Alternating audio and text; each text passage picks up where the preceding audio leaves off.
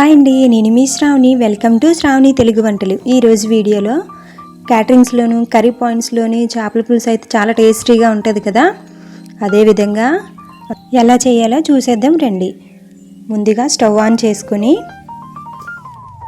కళాయిని పెట్టి 3-4 స్పూన్ల ఆయిల్ వేసుకొని ఆయిల్ మరిగిన తర్వాత 1 కప్పు ఉల్లిపాయ ముక్కలు, 1 స్పూన్ ఆవాలు, 1 స్పూన్ జీలకర్ర, 1 స్పూన్ మెంతులు వేసి కలుపుకుని తరువాత 3-4 పచ్చిమిర్చి ముక్కలు, 2 రెమ్మల కరివేపాకు వేసి బాగా ఎర్రగా వచ్చినంత వరకు వేగించుకోవాలి.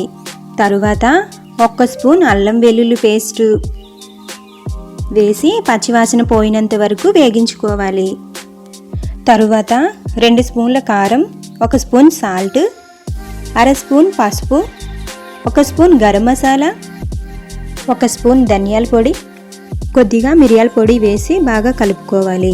తరువాత గ్రైండ్ చేసుకున్న టమాటా ప్యూరీని వేసి పచ్చివాసన పోయినంత వరకు ఉడికించుకోవాలి. ఇప్పుడు 1 కప్పు చింతపండు రసం వేసి కలుపుకొని 1 గ్లాస్ వాటర్ వేసుకొని మూత పెట్టుకొని బాగా మరిగిన తరువాత